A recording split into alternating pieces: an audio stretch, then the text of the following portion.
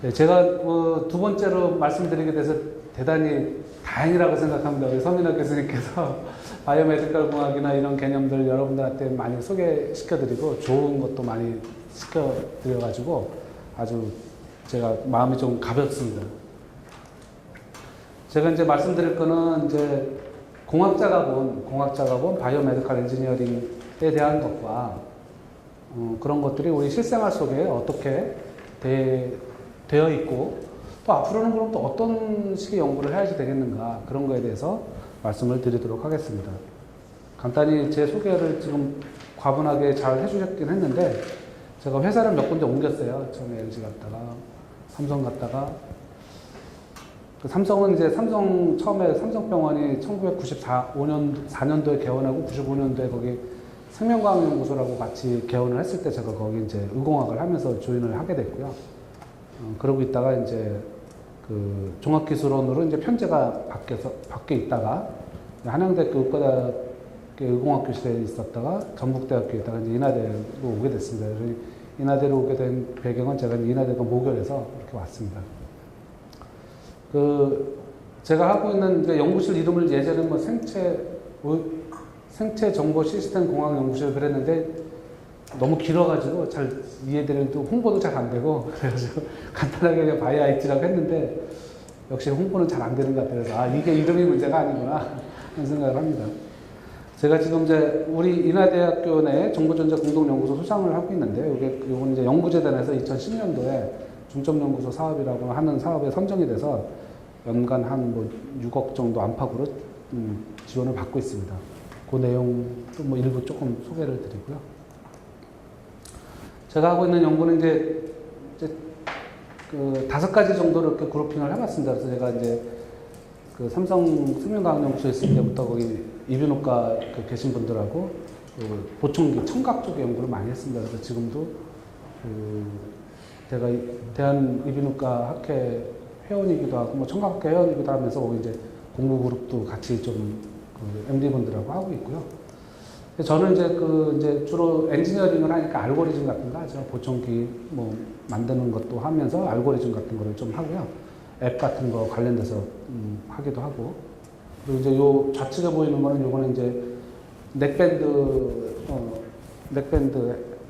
이어셋이죠. 넥밴드 이어셋인데 여기에 보청기 알고리즘을 집어넣습니다. 그래서 제가 집어넣는데 SK에서 상품화돼서 스마트 히어링인가 이런 식으로 해가지고 상품화가 됐습니다.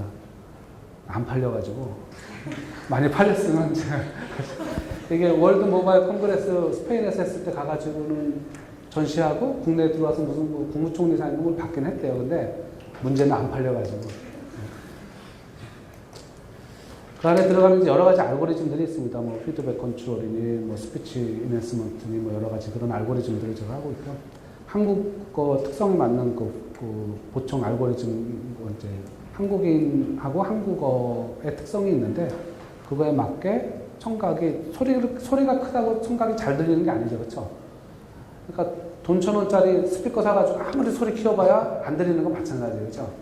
근데 몇백만 원짜리는 소리 조금만 올려도 잘 들리죠, 선명하게. 그런 이제 알고리즘을 이제 만들려고 하는 거죠.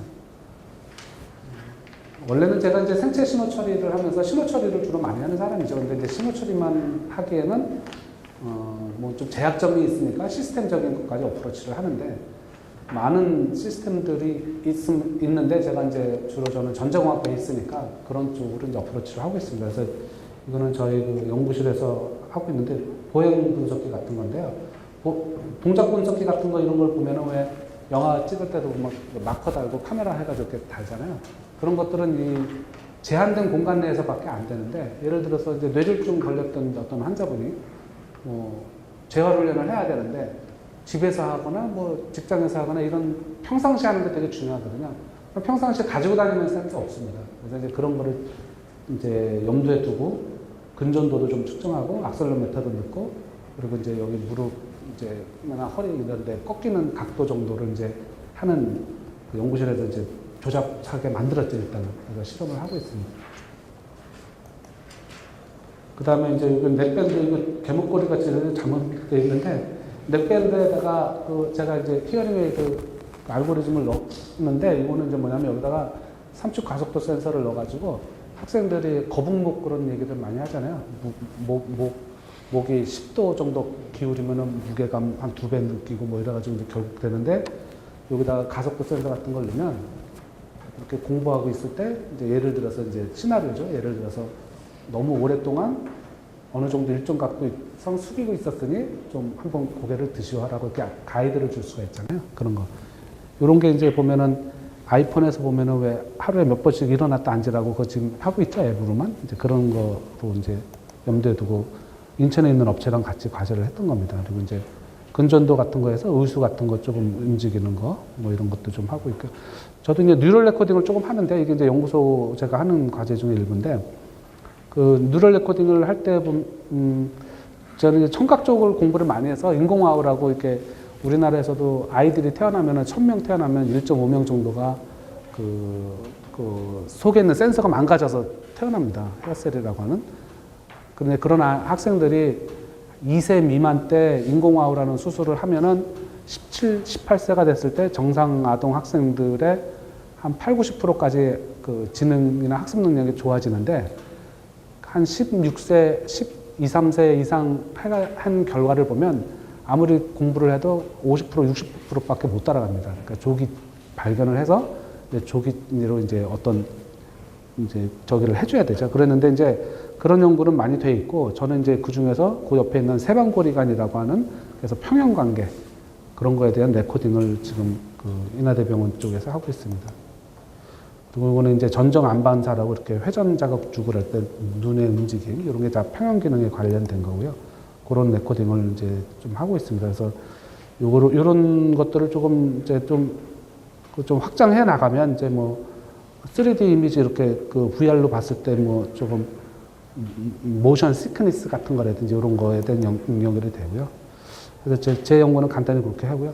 이 그림은 이제 그 렘브란트가 그린 그 화가죠. 식민사파 화가가 그린 해부학 교실인가 강의인가 하는 그림입니다. 그러면 예전에 이제 의학 연구라는 건 시체 이렇게 빨리 가져다가 이제 해부하면서 자 여기 봐 이렇게 이제 어쩌는 얘기하면 앞에 학생들이 열심히 보잖아요, 그죠? 뒤 학생은 또 메모도 하고. 근데 먼데 있는 학생은 딴 데 보고 있죠 지금. 그러니까 예나 지금이나 공부하려면 앞에 앉아라. 근데 의공학이라고 하면은 이런 게 이제 컴퓨터로 되어 가지고 컴퓨터 안에서 이제 여러 가지 데이터들이 주는 거죠. 그래서 2004년도인가 5년도에 미국에서 아담하고 이브라는 그 프로젝트가 있었는데요. 사형수를 이렇게 이제 한 다음에 죽은 다음에 MRI를 이렇게 슬라이스를 찍었어요. 하나하나 이렇게. 그래서 남자는 1cm, 여자는 0.5cm, 5mm씩 해가지고 그걸 데이터베이스를 만들었어요. 그래가지고 그거를 이제 해부학 강의 교재용으로 이제 배포를 했죠. 그래서 이제 컴퓨터로 해부학 강의를 들을 수가 있습니다. 아무리 기술이 바뀌어도 뒤에 앉으면 딴 데 보죠. 그러니까 앞에 앉으셔야 돼요. 공부하시면. 이거는 이제 여러분들 다 알죠? 선장하고 피터팬하고 싸우면 누가 이길까요? 답은 알죠, 다. 그죠? 근데 피터팬이 이기는데 문제는 왜 이기냐 이거죠, 왜. 그죠? 왜 이길까 이거죠. 답 맞히면 선물 갖고 왔는데 이거 답 맞추시러. 교육상 이거 선물 주는 게 좋은지 안 좋은지 계속 고민이 되는데 이게 이 선장은 기술의 도움을 이거 이제 후크죠. 손을 의수를 지원을 받은 거예요. 예, 근데 이제 피터팬은 눈에는 안 보이지만 날아다니잖아요. 그렇죠? 날아다니는 기술을 지원받은 거예요. 그러니까 기술의 차이가 있는 거죠. 기술의 차이가. 기술의 차이를 극복할 수가 없어요. 의지의 차이로는. 예. 여러분들 그 아바타 보셨잖아요. 아바타 보면은 여기 이게 나비족하고 또 이렇게 지구인인가 이렇게 해서 뭐 이렇게 싸우잖아요. 그럼 보면 이제 이쪽 지구의 지구인인가 하여튼 이 사람들이 이길 것 같잖아요. 근데 결국 나비족이 이겼잖아요. 왜 그럴까요? 그쵸. 기술의 승리입니다. 역시 우리 진성희 교수님. 이 나비족들은 이 사람들의 기술은 우리가 설명이 가능한 수준이잖아요. 입는 로봇 입어서 뭐 이렇게 해서 크게 하고 뭐 화력을 세게 하고 뭐 어쩌니 우리가 해석이 가능해요. 해석이. 근데 이 나비족이 가진 기술은 이 사람의 어떤 그 영혼이나 여러 가지 마인드나 뭐 이런 것들이 일로 옮겨가잖아요. 그럼 설명이 안 되잖아요. 그죠? 그리고 영화에서도 보면은 이제 동식물들이 다 도와주잖아요. 그죠? 혼연일체돼서. 그래서 이기는 거죠. 그러니까 역시 기술의 승리다. 이거죠. 그거. 그러면 이거는 이게 그 뭐죠? 이게 거미인간 그 스파이더맨 2인가 3인가에서 보면 이 헥터 박사인가 이분이 이 손을 만들어서 자기가 이제 그걸 지고 다니면서 뭔가를 하려고 했잖아요.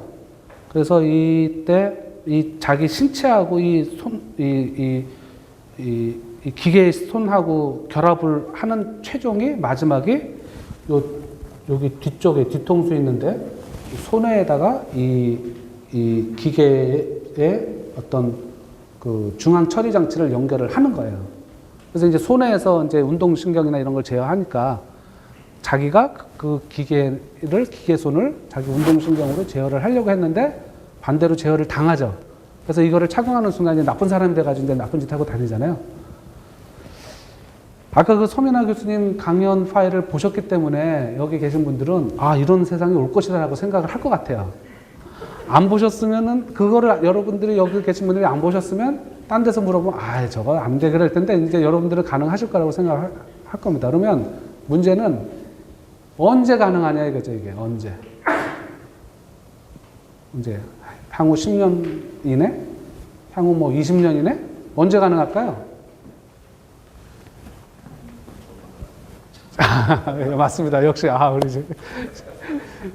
우리 센터장님 역시 마찬가지로 대단하십니다. 이거는 그 2005년도에 미국에서 FDA 승인을 받아가지고 사람 시험을 한 거예요. 뭐냐면 아까 이제 브레인의 모토, 제가 이렇게 팔을 움직이는 거는 뇌에서 명령이 가서 얘가 움직이는 거잖아요. 그러면 이 뇌에서 명령을 내리는 데다가 전극을 집어넣어서 이 명령이 어떻게 내리는지를 측정해서 해석을 할 수 있다면 그거를 가지고 로봇팔을 움직이든 마우스를 움직이든 내가 생각만으로 뭘 움직일 수가 있게 되는 거잖아요. 그거를 이제 실험을 한 거예요. 실험을 했는데 신경과학 전문가인 조토로이 박사님은 생각만으로 전적인 말을 증명할 수 있는 칩을 개발한 것입니다.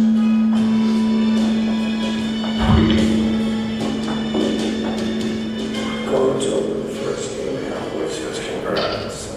It says you were doing a great job. That's it. Next, I'm going to turn on my television. The television is on. I'm going to channel down.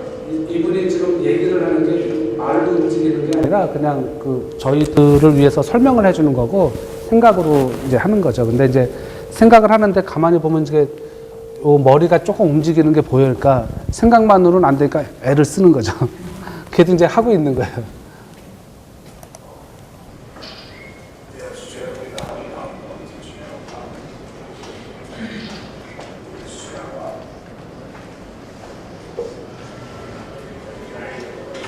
지난 2003년 7월 전신마비 환자인 벤투리의 의식에 의해 브레인 게이트라 불리는 작은 칩이 삽입된다. Oh man, I can't put it into words. It's just, I don't use my brain. 브레인 게이트에 몰립니다. 모니터 본체 전극 비료기가 집중되는 칩은 운동을 권장하는 뇌의 부위에 부착합니다.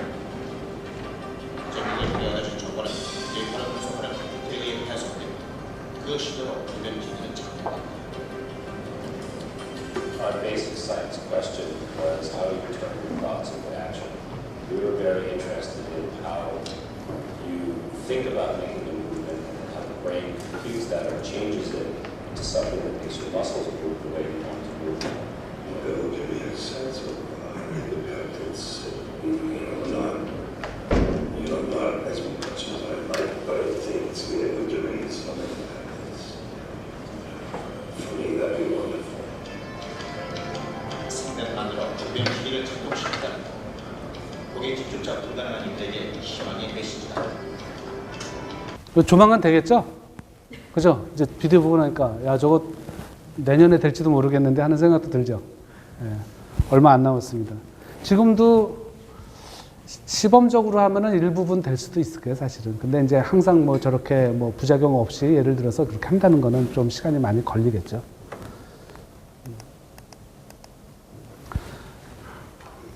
바이오메디컬 엔지니어링 아까 서민아 교수님께서 많이 잘 설명해 주셨는데요. 좀 이제 보자면은 뭐 모든 공학의 영역과 모든 의학의 영역에서의 결합이 되는 모든 분야라고 볼 수 있겠죠. 그러니까 우리나라는 이제 대한의용생체공학회라는 게 있어요. 그게 1979년도에 그게 생겼는데요. 그 창립 멤버가 저희 전작가, 인하대학교 전작가에서 은퇴하셨던 홍수근 교수님이 창립 멤버 중에 한 분이셨고, 지금 이제 큰 학회가 됐고, 의용생체공학 세계적으로는 유럽을 중심으로 한 의공학회가 따로 있고, 미국을 중심으로 한 의공학회가 따로 있는데, 유럽을 중심으로 한 의공학회의 세계 대회를 우리나라에서 2005년도에 개최를 했었고요. IEEE에 있는 EMBS 미국을 중심으로 하는 세계 의공학회를 내년도에 우리나라가 개최를 합니다. 그래서 우리나라가 이제 많이 이제 위상이 많이 올라가는 상황이고요. 바이오메디컬 엔지니어링하고 바이오 엔지니어링하고 말이 있죠. 혼용이 지금 되고 있는데 원래는 바이오메디컬 엔지니어링이라는 거는 바이오하고 메디컬 엔지니어링하고 메디컬하고 해서 주로 의료기기나 의료에 관련된 거를 했었는데 바이오 엔지니어링은 발효나 이런 걸 해놓은 거였었죠, 원래가. 그랬는데 거기에 많은 물질들이나 이런 것들이 결국은 뭐 약이 되든지 모두가 되든지 인간을 중심으로 기술들이 인간을 대상으로 기술의 최종 사용처는 인간이기 때문에 그렇죠? 차도 마찬가지죠. 차도 사람들이 어디를 빨리 가고 싶으니까 차를 만든 거죠. 그렇죠? 모든 대부분의 기술들은 그 사용처의 최종 종착역은 인간입니다. 인간을 향하고 있기 때문에 그래서 바이오 엔지니어링의 범위가 되게 넓어졌어요. 의약품 뭐 이런 거 되게 넓어지고 그래서 지금은 바이오 엔지니어링하고 바이오 메디컬 엔지니어링하고 혼용해서 쓰기도 합니다. 그렇지만 엄밀하게는 조금은 차이는 있죠. 우리나라는 바이오 엔지니어링보다는 이제 바이오 메디컬 엔지니어링 쪽을 많이 이제 조금 저변이 조금은 더 확대되어 있는 상황인데 주로 기계나 전자 베이스고 최근에 이제 제로를 하시는 분들이 많이 참여를 하고 계십니다. 아시다시피 뭐 과거의 의료 수준은 뭐 이렇게 뭐 별다른 도구 없이 이렇게 하니까 전부 추측하는 거죠. 그래서 아까 뇌과학도 서민아 교수님께서 말씀하셨던 뇌과학 분야도 과거에는 마차 타고 가다가 떨어져서 뇌가 다쳐가지고 온 사람 보면은 연구하시는 분들한테는 되게 좋은 그 대상이죠. 그래서 그 사람한테 말로 물어보면 돼요. 그래서 말로 물어봐서 대답을 잘 못하거나 행동을 잘 못하는데 뇌가 어느 부위가 망가졌다 그러면 아 저기가 저거구나 이렇게 생각하는 거죠. 근데 지금은 이제 사진으로 아까 찍는다고 하니까 여러분들의 그 뇌를 다 이제 읽을 수가 있는 거죠. 그래서 이런 연구를 하시는 분들도 계시죠. 말하자면 남녀 간의 사랑이 만나면 과연 얼마나 지속이 될까? 그러면 옛날 같으면 물어보죠. 둘이 사귀는 분한테 아직도 좋아하세요? 오케이. 몇 년 됐어요? 2년? 2년 가는구나. 이렇게 해서 이제 설문조사를 했는데 지금 그게 아니라 이제 찍으면 되죠. 이제 찍으면. 그래가지고 둘이 서로 사랑에 의심 받을 때는 가서 야 찍어보자.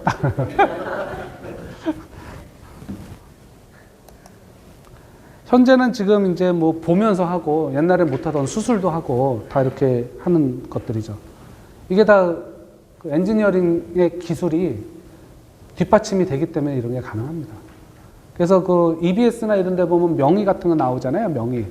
명의에 나오시는 분들의 그 공통점 중에 하나는 그분들은 기술에 대한 이해가 아주 높으세요. 그래서 그분들이 기술을 이용하는 게 많고 그분 뒤에는 기술자들이 PhD나 엔지니어들이 이렇게 많이 도와주는 그 세력 어떤 그 집단들이 있습니다. 반대로 말하면 기술에 대한 이해가 높지가 않으면 명예가 되기가 어렵죠. 요즘. 몇 가지 분야에 대해서 소개를 드리면 이제 바이오 시그널 프로세싱이 전통적으로 많이 되던 것들이죠.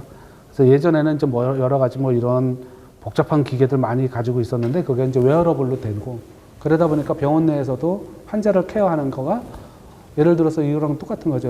환자 이제 할머니 이제 누워 계신데 뭐 본관 뭐 7층에 누워 계신데 할머니 이제 별관 뭐 2층으로 가셔야 되겠습니다. 가가지고 심전도 찍고서 다시 오는 거죠. 힘들게. 갔다 오니까 이상 없답니다. 그러면 마음은 좋지만 너무 힘든 거죠. 근데 그런 것들을 이제 포터블이나 이렇게 간호사분들이 가지고 다니고 했으면 베드사이드에서 그런 걸 한다면 그런 게 지금 되고 있는 거죠. 기술이 이제 뒷받침을 해주니까. 그 다음에 아까 많이 보셨던 메디컬 이미징들. 여러 가지 이미징 있죠. 옛날에는 모르던 것들. 지금은 보면서 연구를 할 수가 있습니다. 최근에 이제 많이 이제 뜨는 것들이 이제 바이오 머티리얼, 뭐 임플란트 이런 거 많이 보셨고, 이게 스텐트라고 하는 이제 혈관이 좀 좁아지거나 막히면은 그 안에 집어넣어가지고 이렇게 키우는 거죠. 인공 근육, 인공 근육 뭐 이런 거. 인공 근육은 2000년대 해도 나사나 이런 데서 많이 연구를 했습니다. 인공 근육에 대해서. 그 다음에 뭐 여러 가지 뭐 이런 것들이 있죠. 몸 안으로 자꾸 들어가는 것들이 많이 생기죠. 재료가 머티리얼들이 이제 그 인체에 무해한 재질들이 많이 개발이 되고 또 그거 물질뿐만이 아니라 이런 것들은 좀 거의 물질로만 이루어져 있는 임플란트인데 치아 이런 어떤 심장 안에 들어가는 페이스메이커라고 하는 심장 그 박동을 조절해주는 그런 것들은 그 안에 기계 장치가 들어가죠.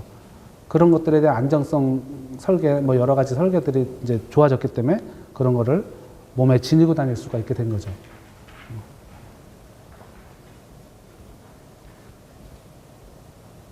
여러분들 그 일본 만화 보면 공각기동대라고 있어요. 그거 아세요? 공각기동대? 모르세요? 나중에 한번 보세요.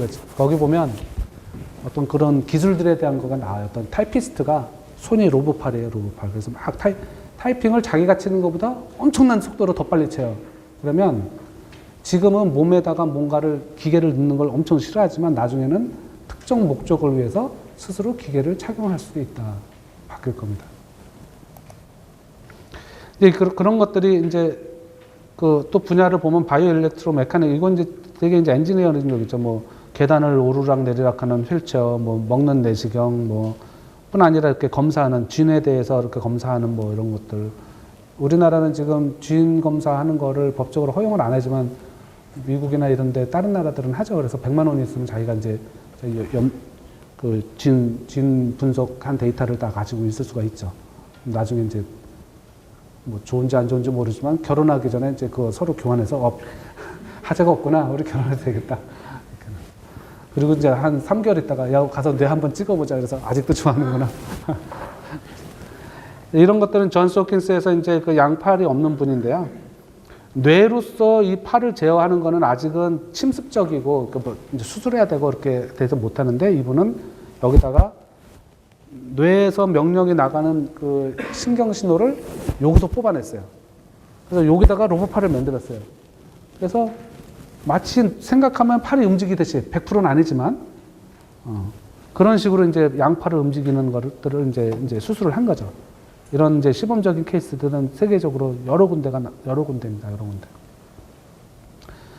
알파고 인공지능 나왔을 때도 이게 다빈치 아까 그 서 교수님께서도 보여주셨던 다빈치인데 다빈치 수술할 때 이렇게 가다 보면 그냥 원격으로 로봇 정밀 수술하는 것뿐만이 아니라 다빈치에서 가이드를 주죠. 거기 갈 때는 혈관이 우측에 있으니까 조심하세요. 뭐 이런 가이드를 줘요. 거기 이제 인공지능이 자꾸 들어가는 거죠.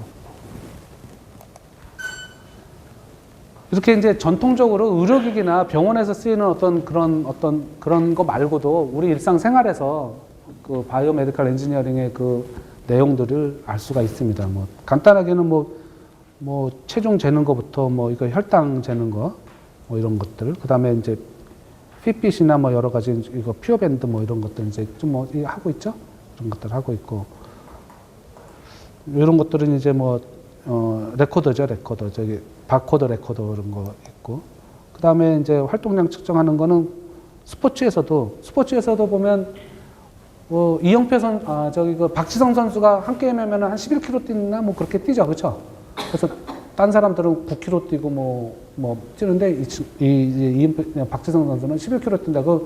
어떻게 확인하냐면은 그 중계한 촬영한 걸 가지고 전부 다 그 사람들이 이렇게 해가지고 다 게싱해가지고 다 기록하는 거예요. 근데 만약에 어떤 그 밴드 같은 거를 차고서 뛰었을 때 밴드, GPS 같은 거, 밴드죠. 그런 걸 추적할 수 있다면 게임 끝나고 나면 바로 이 사람이 공은 어디 있는데 어디 가서 막 놀고, 쓸데없이 가서 놀고 있었고, 뭐 공을 쫓아다녔고, 뭐 이런 걸 다 분석할 수가 있는 거죠. 박태환 선수가 국가대표 처음에 됐을 때 체육과학연구원, 지금은 스포츠개발원으로 이름 바꿨는데 거기서 검사를 해보니까 왼발 킥하는 것보다 오른발 킥하는 게 너무 세가지고 뒤뚱뒤뚱 하더라 이거예요. 근데 그거를 그렇게 측정해가지고 하기 전에는 이제 뭐 팔을 어떻게 코치가 그냥 야 너 팔은 모양이 이상하고 뭐 이런 식으로만 했는데 데이터를 딱 보여주니까 아 내가 왼발 킥을 더 차야겠구나 이런 걸 교정을 하는 거죠. 진종호 선수가 쏴격하는데 호흡하는데 호흡이 멈춘 상태에서 한 1, 2초 내에 쏴야 되는데 호흡을 멈추는 속도가 느리다든지 아니면 멈췄는데 너무 떨린다든지 뭐 이런 것들을 다 측정할 수가 있죠. 그런 것들. 김용대 선수가 배드민턴을 하는데 배드민턴의 공 속도가 초기 속도가 한 200km 넘죠. 한 250km 되죠. 근데 이제 그 깃털이 올 때. 근데 배드민턴 선수가 돼야 훌륭한 배드민턴 선수가 되는 처음 조건은 공을 볼 줄 알아야 되는 거죠. 공을 못 보면은 칠 수가 없잖아요. 그죠? 근데 그렇게 빨리 오는 공을 잘 보는 사람이 있고 못 보는 사람이 있다라 이거는. 그런 것들은 이제 도움을 받을 수가 있습니다. 뭐 사격하는 뭐 여러 가지 스포츠 활동에서. 이런 것들은 이제 또 지금 더 커지고 있는 게 뭐냐면 이제 지금 전통적인 의료기기나 이런 어떤 조금 기술이 아주 어마무시한 기술의 어떤 그런 필드가 있고 약간 그게 생활에 갖고 오면서 약간의 좀 기술적인 거는 라이트해지면서 이렇게 적용에 대한 시나리오가 되는 기술이 있는데 그런 것들에 대한 더 실생활적인 거는 어시스티브 테크놀로지라는 게 있어요. 보조 기술. 그래서 이거는 노약자나 이런 장애인들을 위한 뭐 기술이다 이렇게 되는데 이 시장이 커집니다. 왜냐면은 전부 다 노령화가 되니까. 말하자면 장애인이나 노약자한테 필요한 기술은 일반인들한테도 역시 편안한 기술이다 이거죠, 사실. 시장이 크죠, 그래서. 이런 거는 이제 초음파 지팡이고, 이런 거는 그 시각장애인들이 미국에서 이제 만약에 물건 사가지고 $100 냈는데, 그게 이제 그 $50짜리라고 그러면 $50짜리 한 장을 받았는지, $10짜리 5장을 받았는지 모르는 거잖아요. 그래서 이게 이제 어떤 회사가 그걸 만들어서 지폐를 딱 집어넣으면 이게 몇 달러짜리라는 걸 알려주는 거야. 그럼 이제 개수만 세면 되죠. 이게 옛날 거고, 최근에는 스마트폰이 나오니까 앱으로 어떤 사람이 사진 찍으면 되잖아요. 인식하면 되잖아. 그러니까 위패 감별기 수준은 아니고 그냥 얼마짜리인지만 알면 될 거 아니에요. 그죠? 그런 앱들을 만들어가지고 또 히트를 쳤습니다. 그리고 요런 컵들은 이게 이제 시각장애인이 역시 이제 아메리카노 마시고 싶은데, 아, 오늘은 좀 흐리게 마시고 싶어. 그러면 물을 많이 부어야 될 거 아니에요? 근데 어디까지 부어야 될지 모르잖아요. 그죠? 그래서 조금 붓고 뭐 계속 손으로 이렇게 넣어볼 수도 없고. 그죠? 그래서 이게 여기 버튼이 있어요. 1, 2, 3이 있어요. 그래서 3을 누르고 버튼을, 이제 불을 보면 3 위치까지 올 때, 높은 위치죠. 올 때 삑 소리가 나고. 1 누르고서 물 보면 조금 찼을 때 삑 소리 나고, 아, 다 됐구나. 우리나라 사람이 디자인한 건데 이게 상 받은 거예요. 이런 것들. 그 다음에 외국 분들 왔을 때 간단한 선물, 그 자녀들 갖다 주려고 이 젓가락 사용하는 거 좀 좋아하더라고요. 젓가락 못하는 거 연습시키는 거. 이런 것들이 간단하면서도 아주 그 편리한 기술이죠. 근데 이런 거를 하려면 이런 거를 사용하는 사람에 대해서 잘 알아야 돼요. 사람의 습성, 사람의 마음, 이런 거. 스티브 잡스가 그런 거를 잘 알았기 때문에 아이폰을 얼마에 팔겠다 그런 걸 잘했다고 하는 얘기들이 있는 거죠. 그게 다 이제 어시스티브 테크놀로지입니다. 2004년인가 이분 이제 황창규 당시 삼성전자 사장님이 앞으로는 그 퓨전 테크놀로지가 뜹니다. 서울 반도체 포럼에서 그런 말씀 하셨어요. 그러니까 사람들이 신문에도 나고, 야, 앞으로는 융합기술이래. 그런데 2004년 이전에 2000년대 들어서면서부터 그런 말들도 많이 했고, 그러니까 제가 말할 때는 아무도 안 보지만 황창규 사장님 말씀하시면, 야, 그런데 근데 지금 저보다도 더 억울한 사람이 이분이 1999년도에 Fourth Generation R&D라는 책을 썼어요. 우리나라에도 그 4세대 개발론인가 그래가지고 그 손욱 원장님, 당시 삼성종합기술 원장이시고 나중에 그 농심 회장하셨던 과거 그러니까 삼성 전관 사장님도 역임하시고 그분이 이제 번역을 해놓은 책이 있어요. 4세대 기술 개발론. 그럼 지금은 우리가 기술 개발하는 게 4세대예요, 4세대. 1세대는 뭐냐? 그럼 1세대는 뭐 그냥 만들면 팔리는 개인 발명에 의한 세대. 뭐 2세대는 그냥 만들어서 팔면 안 되고 무슨 기획을 통해서 만들어야 되고 3세대는 기획에 고객을 참여시켜야 되고 뭐 이런 것들이에요. 4세대는 뭐냐? 융합을 해서 기술 개발을 해야 된다. 한 가지 기술로서는 어떤 만족시킬 수가 없고 융합을 해야 된다. 근데 융합은 방법이고 그럼 목적은 뭐냐? 도미넌트한 디자인을 해라. 도미넌트한 디자인. 없는 디자인. 여지껏 없던 거. 퀴즈. 사이언스하고 엔지니어링하고 차이가 뭘까요? 사이언스하고 엔지니어링. 네? 실생활에 응용할 수 있다?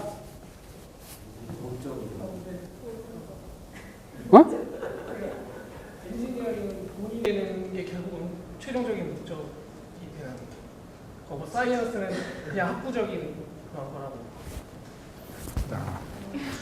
진짜로. 책상. 이게 해피머니로 해피머니 우습게 하시면 안 됩니다. 해피머니 모으면은 차도 살 수 있습니다. 사이언스는 기본적인 거가 파인딩이죠, 파인딩. 엔지니어링은 기본이 메이킹입니다, 메이킹. 만들어야 돼요, 만들어야 돼요.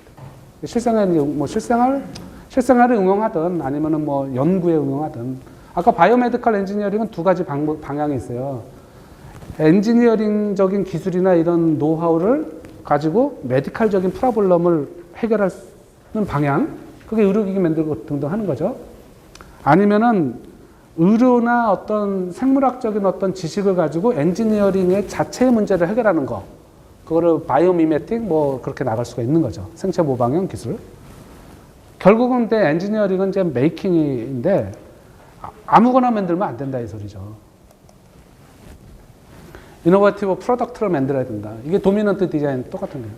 근데 그런 것들은 라이프 스타일을 바꾸는 거예요. 듀크 대학에서 매년 신입생 1학년들 대상으로 이제 대학생이 됐으면은 생각이 나는 단어가 뭐냐를 물어봐요. 그러면 이 아이폰이 나오기 전에는 뭐였는데 아이폰이 나오고 난 다음에 아이폰이 됐어요. 그래서 학교에서 1학년들한테 아이폰을 다 나눠줬어요. 아이폰이 뭐예요? 흰색 줄 처음 한 거죠. 이게 지금 이게 이제 어떤 라이프 스타일을 바꾸는 거죠. 그래서 아이팟 끼고 스타벅스 하고 이제 책 한 권 딱 따지면 이제 뉴욕 대학생 되는 뉴욕 대학생. 듀크 대학에서 아이팟 나오기 전에 매년 1등 하던 단어는 뭐였을까요? 비어. 대학생 됐으니 맥주 먹을 수 있다, 이제. 그랬는데, 그거를 제끼고 아이팟이 된 거예요. 그만큼 혁신적이었던 겁니다. 그러면 뭐 아이팟 나오기 전에 MP3 플레이어 없었냐? 아니죠. 그죠? MP3 플레이어 최초 개발한 나라는 우리나라예요. 우리나라. 하여튼, 이노베이티브한 프로덕트를 만들어야 된다. 그게 엔지니어다. 엔지니어의 어원은 인지니어예요, 인지니어. 창조자예요, 창조자. 어원은.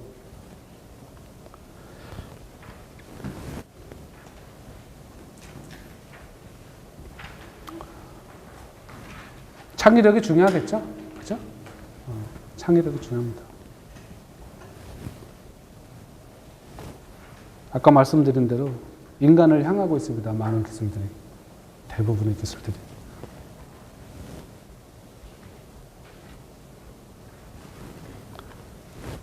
예, 마치겠습니다. 감사합니다.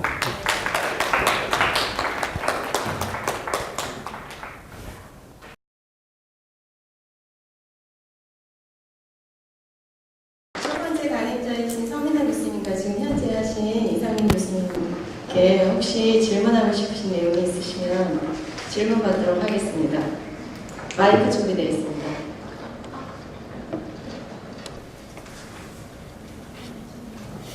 그러면 네, 질문하실 줄 알았습니다. 마이크 서민아 교수님. 뇌의 활성도를 재는 기구로 널스를 소개해 주셨는데 보통 흔히 생각하기로 EEG를 재는 게 조금 더 일반적일 거라고 생각을 하는데요. 그게 EEG를 재는 기기와 뇌 혈류 같은 걸 재는 기기와의 어떤 차이점이 좀 있을까요? 기능적인 차이점. 당연히 이식으로 저희가 지금 오늘 소개를 안 시켜드린 이유는 저희도 이제 뇌파랑 이런 걸 다 측정을 하는데요. 오늘은 주제가 이미징이었기 때문에 제가 소개를 안 드리는데 EEG, 널스, MEG, MRI 전부 다 사용을 합니다. 어떤 그 목적을 가지고 연구하느냐에 따라서 이제 어떤 걸 더 필요한지 그걸 선택해서 쓰시면 되거든요. 근데 EEG와 널스의 차이점은 아까 제가 말씀드린 것처럼 널스는 혈류에 기반을 해서 좀 느리고요. 대신에 느리지만 사실은 느린 게 단점인데 EEG는 사실은 그게 이제 뉴로 액티비티를 바로 측정을 하기 때문에 템포로 내려놓죠. 시간적 분해능이 굉장히 빠릅니다. 그건 밀리세컨드 아니면 변화가 되고 그리고 널스와 EEG가 어떻게 보면은 약간 닮아있는 점들이 아까 제가 보여드린 니어 인프라레드 스펙트로스코피는 그 여기 옵틱 파이버는 EEG의 그 일렉트로드처럼 하나하나씩 놔야 돼요. 거의 똑같아요. 그래서 스페셜 레졸루션, 그래서 공간적 분해능이 사실은 일렉트로드 숫자와 그 옵틱 파이버의 숫자에 디펜드하는 거를 두 가지 기술이 일치를 하고 있고요. 그래서 내가 더 뉴로 액티비티를 직접 측정하는 게 더 맞는다. 그럼 EEG를 쓰시면 되고요. 그거하고는 다르게 EEG는 왜냐면은 시그널 프로세싱이 널스보다 더 복잡해요. 그게 더 빠르게 변하고 노이즈에 더 민감하고 왜냐하면 모든 전기적 신호가 노이즈로 들어가기 때문에 그래서 내가 노이즈가 있음에도 불구하고 뉴로 액티비티를 그냥 재는 게 더 유용하겠다. 그러면 EEG를 선택하시면 되고요. 그렇지 않고 나는 EEG 그러니까 뉴로 액티비티를 대신 측정하는 혈류만으로도 충분하다. 그럼 널스가 노이즈가 덜하기 때문에 널스를 선택을 하시면 됩니다. 굉장히 전문적인 질문이었습니다. 혹시 소속이 어떻게 되시는지? 컴퓨터 전문학과. 컴퓨터 잠깐 보충 설명드리면 제가 이제 전작가인데 EEG가 일렉트로엔세팔로그램이니까 뭐냐면 뇌 속에 있는 이제 뉴런들이 정기적인 어떤 특성들이 바깥으로 나올 때 EEG가 이 표면에서 지잖아요. 그 스컬을 통해서 나오는데 스컬에 의해서 회전이 일어나요. 방향이 바뀌어요. 많이. 그래서 그 속에 뇌 속에 어디 그 어떤 시그널의 소스 로컬라이제이션에 많은 에러를 가져올 수가 있어요. 근데 널스 같은 경우는 그렇지 않죠. 차이점이 있습니다. 네, 감사드립니다. 그 다음 질문 여기 핑크. 네. 수속 말씀해 주시면 아마 답변하시는데 더 도움이 될 것 같습니다. 네. 네, 저는 개인공학과 석사과정 곽동일이라고 합니다. 저는 전문적인 질문은 아니고 뇌과학 이미징 이게 이미지를 통해서 지금 많은 연구가 진행되고 있는데 그 신뢰는 얼마 정도 할 수 있는지. 이미징의 신뢰요? 네. 굉장히 높죠. 왜냐면 저희가 이미징만 보지 않고 오늘은 제가 여러분을 위해서 굉장히 기본적인 그 수업을 준비를 한 건데 저희가 사실 이미징이 나오면 그게 진짜 뉴로 액티비티가 우리가 원하는 걸 매저한 건지를 한 대여섯 개 방법을 더 동원해서 컨펌을 합니다. 그러니까 저희는 이미징 나오는 거기다가 탕침도 넣어서 뉴로 액티비티도 바로 재고 거기다가 뭐 볼티지 센시티브다의 칼슘 이미징을 동시다발적으로 다 합니다. 그리고 제가 인비보에서 한 거를 또 슬라이스를 잘라서 조직 내에서 한 3시간 정도 조직 슬라이스를 살아있는 상태를 유지하면서 저희가 케미컬을 넣고 거기서 컴파운드 하고 굉장히 여러 가지 방법을 동원하기 때문에 저희가 갖고 있는 이미징 데이터의 신뢰도는 굉장히 높죠. 신뢰도가 떨어지면은 그 논문을 낼 수가 없습니다. 다음 질문 받도록 하겠습니다. 혹시 네. 네, 저는 신소재공학과에서 학부생으로 공부하고 있는 학생인데요. 의료상이나 기기 쪽에서 재료 연구를 한번 해보고 싶다는 생각을 했었는데 그쪽으로는 학부에서 많이 가르쳐주지 않아서 정보를 얻기가 조금 힘들었어요. 이쪽으로 아는 것도 힘들었는데 혹시 사이트나 이 오늘 말씀해주신 거 말고도 바이오에 관련된 거 너무 많으니까 좀 사이트나 아니면 정보를 얻을 수 있는 출처나 이런 것을 알 수 있는지. 교재 활용할 부담이 되시고 사실은 그런 거는 뭐 구글만 하셔도 굉장히 요즘 많이 나오거든요. 근데 뭐 원하시면 제 연락처 드려서 이메일 주시면은 제가 사이트 알려드리도록 하겠습니다. 혹시 다른 분 질문 있으십니까? 저희 학생들이 남자여서 질문합니다. 네, 저희 학생들이 원래 다른 학생들 앞에서 질문하는 걸 굉장히 어려워합니다. 그래서 혹시 와 있는 친구들 중에 이런 질문을 한 친구가 있다면 한 2 질문 정도만 해보도록 하겠습니다. 혹시 이기성 학생 있습니까? 신청 질문만 하고 안 오셨군요. 신소재는 아까 친구였던 것 같고요. 그 다음에 영양학과 친구 왔습니까? 신청자와 참석자는 다른가 봅니다. 그러면 의예과 학생 왔습니까? 제 시나리오가 맞지 않는군요. 이거 컴퓨터공학은 아까 강연에서 이미 다 했고 저는 질문을 보고 이 질문 보고 굉장히 놀라웠습니다. 경영학과입니다. 제가 물리학을 했다거나 내과학을 하는 친구가 질문을 했으면 이해가 될 텐데 혹시 이 친구 있습니까? 가지고 물어보고 싶죠? 직접? 네. 굉장히 큰 상식이 있는 친구입니다. 사실 저는 이 질문을 보고 너무 기뻤습니다. 왜냐면 제가 뇌과학을 사실은 공부하게 된 원인이 사실 저거거든요. 왜냐면 제가 물리학도였거든요. 근데 사실은 제가 제일 좋아했던 그런 과목이 양자역학이고요. 양자역학이 불확성 설이 원리니까 사실은 굉장히 확률적으로 저희가 조절하지 못하는 부분이 있는 게 양자역학인데 뇌에서 그게 가능하거든요. 그 이유는 뭐냐면은 이제 시냅스의 비밀이 있습니다. 왜냐면은 그 뇌하고 뇌세포와 뇌세포는 사실은 이게 컨택이 없거든요. 컨택이 없는 게 가장 큰 특징이고 시냅스라는 걸로 시냅틱 크래프트라는 걸로 한 20 나노미터 정도의 20 마이크로 정도의 이제 그런 공간이 있는데 그 공간은 사실은 뇌세포에서 전기 신호가 발생이 되면은 그 발생되는 전기 신호가 그 프리시냅틱 존의 끝에서 화학적 신호로 바뀌어서 그 화학적 신호가 이제 사실은 뉴로트랜스미터라는 신경 전달 물질로 분비가 시냅스 크래프트 사이에서 일어나잖아요. 그리고 그게 세컨 뉴런으로 넘어가고 다시 전기 신호로 바뀌게 되는데 이때 사실은 시냅틱 크래프트가 빈 공간이에요. 길이 없어요. 그러니까 여기는 확률적으로 무슨 일이든지 일어날 수 있는 거고 사실은 그 통로가 없으니까 저희가 사실은 뇌가 예측이 불가능합니다. 사실은 우리가 똑같은 일을 하더라도 그게 이그젝트의 세임 행동을 할 수가 없습니다. 왜냐면은 바로 이런 원리 때문에. 그래서 굉장히 밀접한 관계죠. 엄청나게 밀접한 관계고 우리 기관 중에 양자역학의 원리가 적용할 수 있는 아주 좋은 기관이 뇌이기 때문에 저는 이 질문을 기뻤어요. 그럼 저게 그냥 그런 이론이 아니라 실제로 양자역학이 그건 왜 물리하는 사람이 되게 좋아하거든요. 근데 이게 기후가 강진도 학생이 제 수업을 지금 듣고 있어서 전자과 학생인 줄 알았더니 그렇습니다. 얘네들이 앉아서 근데 저희가 앞줄에 앉아. 저희가 또 강정구 교수님이 있어가지고. 맞아요. 교수님 성함 중에도 있습니다.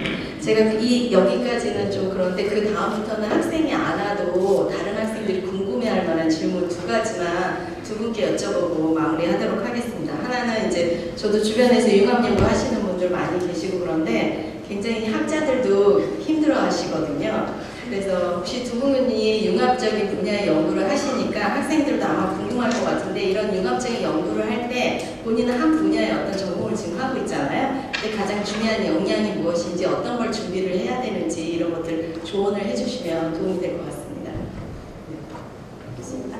네.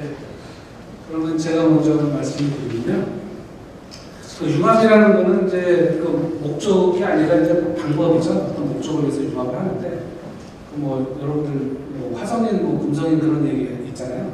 언어가 서로 다르죠. 융합이라는 거는 이제 저 같은 경우는 이제 엔지니어가 의대에 계신 분들, 그 병원에 계신 MD 분들하고 얘기를 해야 되는데 문화가 많이 다릅니다. 엔지니어하고 MD하고 문화가 다르고 그 다음에 또 언어적인 장벽이 있죠. 용어를 알아들을 수가 없어요.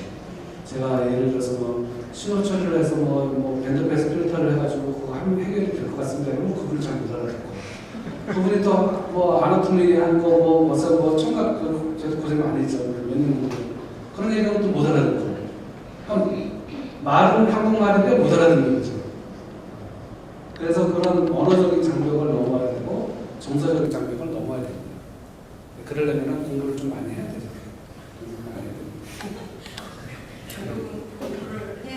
근데 공부가 그게 그 어떤 커리큘럼이나 학과나 이런 데서 있는 공부가 아니라 자기가 본인이 관심이 있기 때문에 공부하면 재밌습니다.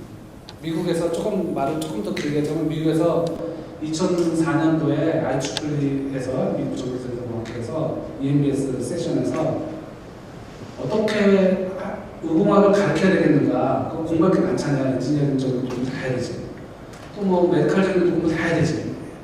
말하자면 그걸 다 할 수가 없는 거예요. 그러니까 아까 그 서문화 교수님께서 말씀하신 BME가 비즈니스 매니지먼트 이벤츄얼이에요. 말하자면 우리나라 같은 현실에서는 이제 엔지니어로서 크지 못하고 어디 의료기기 회사 영업사원이 된다 해서요. 영업사원이 나쁘다는 게 아니라 나은 엔지니어로 가서 들은 건 많은데 할 줄 아는 건 없는 거죠. 근데 그거를 극복하기 위해서는 어떻게 해야 되겠는가 미국에서 연구를 많이 했어요. 근데 결론은 그냥 많이 해야 되는 거예요. 근데 하고 나면 자기가 여러 가지 가질 수 있는 찬스들이 엄청 많다. 이거죠. 저는 아까 이상희 교수님 말씀하신 그 100번보다 저도 똑같이 생각하고 그랬습니다. 그래서 사실 융합 연구 이제 센터지만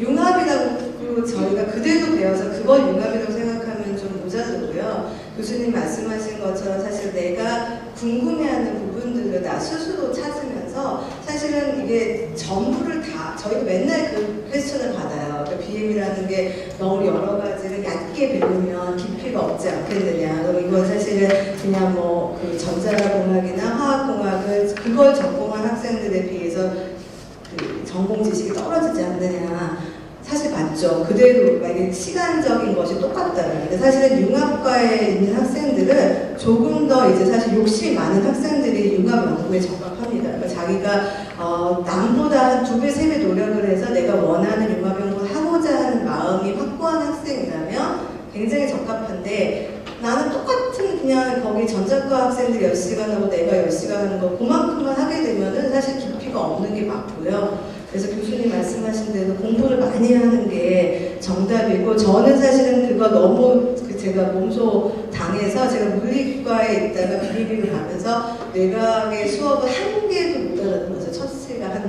제가 한 석 달 정도는 정말 하나도 제가 공책에 적을 수 없는 거 처음 경험해가지고 완전 멘붕에 빠진 적이 있거든요. 근데 그게 가장 중요한 게 랭귀지. 근데 그거를 극복할 수 있는 거는 많이 읽고 외우고 단어 외우고 이런 방법밖에는 없었어요. 그래서 그런 게 많이 이제 공부를 투자하는 게 이제 솔루션. 맞습니다. 핵심을 말씀하신 것 같습니다. 언어와 정서의 장벽을 넘어서려면 그 분야에 대한 열정과 의지가 기반이 돼야 될 것 같습니다. 그 두 번째는 질문 찾기 어려운데 어떤 학생이 저희 학교 같은 경우는 사실 BM이라는 전공이 없잖아요. 융합 전공이. 그래서 어떤 학생이 근데 교수님 말씀하시는 거 보면 저희가 진출 분야가 굉장히 많잖아요. 그래서 BM에 관심 있는 학생들이 아마 많은 걸로 알고 있어요. 그런데 본인이 BM 분야로 이제 나아가고 싶은데 학부에서 전자공학이라든가 뭐 이렇게 관련 다른 분야를만 나와도 기업에 가가지고 현장의 어떤 실무 능력을 갖추면 BM 분야로 이렇게 갈 수, 엔지니어나 뭐 어떤 다른 분야로 갈 수 있는 건지 아니면 BM의 어떤 석사나 박사 과정을 거쳐야지 그쪽으로 갈 수 있는지 이걸 이제 궁금해하는 학생이 있었어요. 이건 학생 수준에서는 굉장히 궁금한 것 같아요. 두 분 중에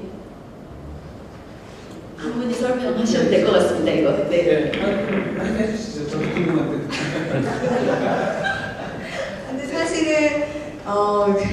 사실은 이제 사실 전자과 학생이 전자과 수업만 듣고 기업에 가서 BME 섹터에 만약에 배정이 돼서 BME 연구나 어떤 영업을 하게 된다면 되게 힘들 겁니다. 그 학생들은 사실은 바이오메디컬 분야 쪽에 전공 지식을 어느 정도는 알아야 되기 때문에 그렇게 바로 투입되기에는 솔직히 좀 무리가 있을 것 같고 제가 그 기업을 경영하는 사람이라도 그렇게는 인재를 쓰지 않을 것 같고요. 만약에 뭐 전자나 어떤 그 일반적인 공학이나 뭐 일반적인 자연과학을 전공한 학생이 진짜 BME 분야를 진출하고자 한다면 대학원 과정에서라도 약간 그 바이오메디컬 쪽에 어떤 석사 과정이나 어떤 대학원 과정을 거치는 게 제가 봤을 때는 이게 절대적 시간이 필요한 거거든요. 어떤 바이오나 그 메디컬이 뭐 단순 암기라고 생각하실 수도 있지만 거기도 사실은 어느 일정 수준의 시간적인 투자가 필요한 분야라서 그게 없이는 사실은 바로 내가 BME 분야에 아주 많은 능력을 발휘하기는 좀 문제가 있을 것 같습니다. 네. 좀 비유적으로 말씀드리면 SK 와이번스에서 이제 프로야구 선수를 고등학생을 뽑을 때 고등학교 때 야구 잘하는 학생을 뽑을까요? 아니면 고등학교 때 이것저것 그 운동신경이나 뭐 이런 걸 아주 좋은 사람을 뽑을까요? 그 문제랑 똑같죠. 그래서 운동신경이 아주 좋으면서 야구를 아주 잘하는 학생이 최고인데 만약에 그렇지 않다면 그래도 야구를 했던 학생을 뽑을 것이고 운동신경이 남들보다 특출나게 뛰어나가지고 진짜 아주 어떤 체육에 대한 어떤 그 능력이 아주 뛰어나려면 그 학생이 설사 축구를 했다 하더라도 본인이 야구하겠다고 뽑아주겠죠. 그런데 적당한 수준의 체력이나 적당한 수준의 운동신경을 가지고서는 야구를 하지 않는 이상에서는 SK에서 뽑지 않을 것이다. 이제 본인들의 이제 능력과 어떤 여러 가지 그런 것들이 결합이 돼야 되지 답이 하나가 있는 건 아니죠. 알겠습니다. 장시간 강연과 질의에 응답해주신 두 교수님 정말 감사드립니다. 마지막으로 박수로 감사의 표시를 하고 마무리하도록 하겠습니다. 이 바쁜 시간 이렇게 참석해주신 학생 여러분, 교수님 감사드립니다. 다음 월 콜로키움 때 잊지 않고 찾아와 주시면 감사하겠습니다. 네, 마치도록 하겠습니다.